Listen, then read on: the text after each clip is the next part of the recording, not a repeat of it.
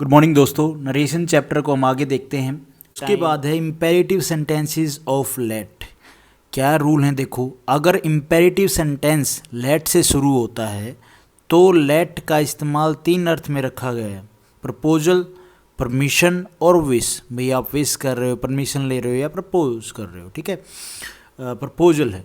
Proposal और suggestion के case में क्या है, जब लेट के बाद अस का यूज होता है, ओके, लेट के बाद एस का यूज होगा, लेट एस, तो लेट अस प्रस्ताव का भाव देता है, ओके। और रिपोर्टिंग स्पीच में टू से को इनडायरेक्ट स्पीच में बदलते टाइम टू सजेस्ट या टू प्रपोज में बदल दिया जाता है। और इन्वर्टेड कॉमास के लिए दैट का इस्तेमाल होगा और दैट के बाद आने वाला सेंटेंस में शुड का यूज होगा। सारा बता दिया है कि सेंटेंस में क्या होगा। For example, he said to me let us play cricket, ये हमारी डायरेक्ट स्पीच है। अब इसको इनडायरेक्ट में बदलेंगे तो मैं, इसने क्या बोला, जब लेट अस के बाद होगा तो टू से इनडायरेक्ट स्पीच में बदलते टाइम टू सजेस्ट या टू प्रपोज में बदल दिया जाता है। तो यहाँ पे हम टू सजेस्ट का यूज़ करेंगे, ही सजेस्टेड, टू का यूज़ होगा मी दैट, उसके बाद इसने बोला दैट का इस्तेमाल होगा और दैट के बाद आने वाला सेंटेंस शुड में शुड का यूज़ करेगा। तो वी शुड प्ले क्रिकेट, ये हो जाएगी इसकी इनडायरेक्ट स्पीच, ठीक है। एक बेसिक सा रोल ही तो था यार, और क्या है ये। बस यहाँ पे अगर थोड़ा डाउट रहेगा ना तो यहाँ पे रहता है कि ये वी कैसे आता है, उसके बाद शुड तो चलो ठीक है, और सजेस्ट और प्रपोज में से तो आपको फीलिंग देखनी ना किसकी। He said to me let us play cricket, तो उसने सजेस्ट किया ना, प्रपोज थोड़ी नहीं किया है, सजेस्ट किया है। तो वहाँ पे हमें एक सेंस भी समझनी पड़ती है। और ये जो वी है, ये मैं आपको जैसे जैसे एमसीक्यू करेंगे तो आपको क्लियर होती चलेंगी बातें। सजेस्ट प्रपोज के बाद ऑब्जेक्ट का यूज होने पर प्रीपोजिशन टू का यूज होता है। तो देखो ऑब्जेक्ट का यूज हुआ है इसलिए यहाँ पे टू का यूज हुआ है, ओके। और अगर सजेस्ट प्रपोज के बाद अगर ऑब्जेक्ट न हो तो इनडायरेक्ट 2 तरीके से बनाया जा सकता है। कैसे हैं वो 2 तरीके, देखो 2 तरीके क्या है, एग्जाम्पल बता दिया है, एग्जाम्पल में ही तरीके क्या हैं। जैसे ये डायरेक्ट स्पीच में है, जैसे कि है ये, ही said let us watch TV.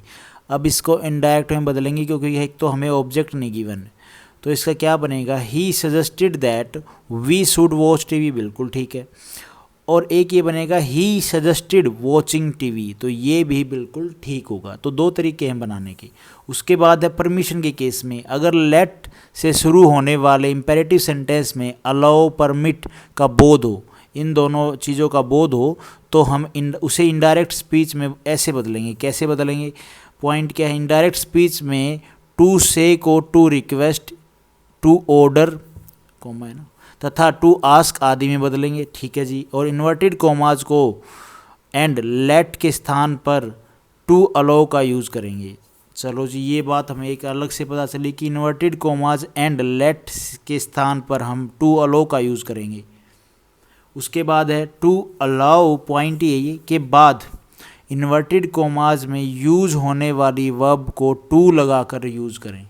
अब यहाँ पे आप देखो, he son said to his father let me go out. अब भैया बच्चा अपने फादर से परमिशन ही तो मांगेगा ना, रिक्वेस्ट करेगा या तो यहाँ पे हम रिक्वेस्ट का यूज़ करेंगे। सन हिज फादर, हमें ऑब्जेक्ट गिवन है। टू अलाउ, अब मैंने आपको बताया कोमा और लेट के जगह पे हम क्या यूज़ करेंगे, टू अलाउ का यूज़ करेंगे। To allow him to go out. उसके बाद है विश वाले पॉइंट में क्या बताया गया है, अगर लेट से शुरू होने वाले सेंटेंस में विश का भाव व्यक्त हो तो रिपोर्टिंग स्पीच में यूज होने वाली वर्ब टू से को टू विश में बदला जाता है। इन्वर्टेड कॉमाज के लिए दैट का यूज़ होता है और रिपोर्टिंग वर्ब में मोडाल शुड का यूज़ होगा। सिंपल सी बात बता दी, सेंटेंस में क्या क्या यूज़ होना है। For example, he said let me take tea first, तो इसको हम इनडायरेक्ट स्पीच में कैसे बदलेंगे, he wished that he should take tea first. तो ये हमारी इनडायरेक्ट स्पीच बन जाएगी इसकी, और ये डायरेक्ट स्पीच। उसके बाद है ऑपरेटिव सेंटेंसेस में क्या रूल है, देखो अगर ये क्या होते हैं, अगर सेंटेंस में प्रार्थना, आशीर्वाद, आलोचना, आशीष का भाव हो तो वो सेंटेंस हमारे ऑप्टेटिव सेंटेंस कहलाते हैं। Important point about optative sentences क्या हैं? टू से, को, to wish, to bless, to pray, to curse के भाव के अनुसार बदला जाता है। ये कर्स ही होगा ना, हाँ। इन्वर्टेड कॉमास के स्थान पर हम दैट का यूज़ करेंगे, दैट का यूज़ होगा। एक चीज़ बताऊँ, जो स्टार्टिंग में हमने जो भी पॉइंट पढ़े ना, उनको यहाँ पे ये बता रहा है कि कैसे कैसे आपने बदले हैं। आप देख रहे होगे थोड़ा बहुत ध्यान से, अगर कोई वीडियो देख भी रहा है तो। रिपोर्टेड स्पीच में इनडायरेक्ट स्पीच बताते समय माइट का यूज़ होता है, चाहे रिपोर्टेड वर्ब में मे लगा हो या नहीं। For example, my father said to me may you live long, तो इसका इनडायरेक्ट स्पीच क्या बनेगा? My father bless me that I might live long. तो चाहे मे हो चाहे ना हो, हम माइट का यूज़ करेंगे। He said may God help you, he prayed that God might help you. उसके बाद है एक्सक्लामेटरी सेंटेंसेस। क्या होते हैं ये? जो सेंटेंस घृणा, दुख, आश्चर्य, प्रसन्नता, शाबाशी देने का भाव व्यक्त करते हैं, जिन भी सेंटेंसेस में ऐसी कुछ फीलिंग है तो वो हमारे एक्सक्लामेटरी सेंटेंसेस होंगे। फॉर एग्जाम्पल, कुछ वर्ड हैं जिनको आप थोड़ा सा देख सकते हैं, एक्सक्लामेटरी वर्ड्स क्या है? हा हा, ये क्या है? हम किसी के ऊपर हंसते हैं तो क्या हंसते हैं ना भैया, तो मनोरंजन के तौर पे कह लो हा हा, या किसी के ऊपर किसी बात पे करे तो अम्यूज़मेंट है, ये मनोरंजन कह लो इसको। भाई आपको तो मज़ा आ रहा है ना, लेकिन किसी के लिए तो भाई उसके ऊपर कोई हंस रहा है तो उसको कैसा फील होगा, वो चीज़ है। ओह लास, ओ डियर, सोरो, तो वर्ड है। मीनिंग ऑफ हिंदी में क्या है इसका? सोरो, दुख। ब्रावो क्या है? अप्रूवल, स्वीकृति। ब्रावो बोलते हैं ना, जैसे कि जब कोई आर्मी में मिशन होता है तो ब्रावो, मिशन का नाम रखते ब्रावो। ये हुर्रा, जॉय होता है, खुशी व्यक्त करना। फाई रीप्रूफ, निंदा। उसके बाद है वेल डन, प्रेज, अपॉल्ज, प्रशंसा। माय गॉड, सरप्राइज, आश्चर्य, ओ माय गॉड। और गुड हेवेंस, हॉरर, आतंक। ये क्या हुआ? गुड हेवेंस में ऐसे थोड़े नहीं बोलना चाहिए, बट ठीक है, अभी यहाँ पे इसने बोल रखा है, कुछ तो बात होगी। Oh my god, oh M G, regret, दुख। एक्सक्लामेटरी सेंटेंसेस को इनडायरेक्ट स्पीच में बदलते टाइम सम रूल हैं। देखो क्या रूल हैं।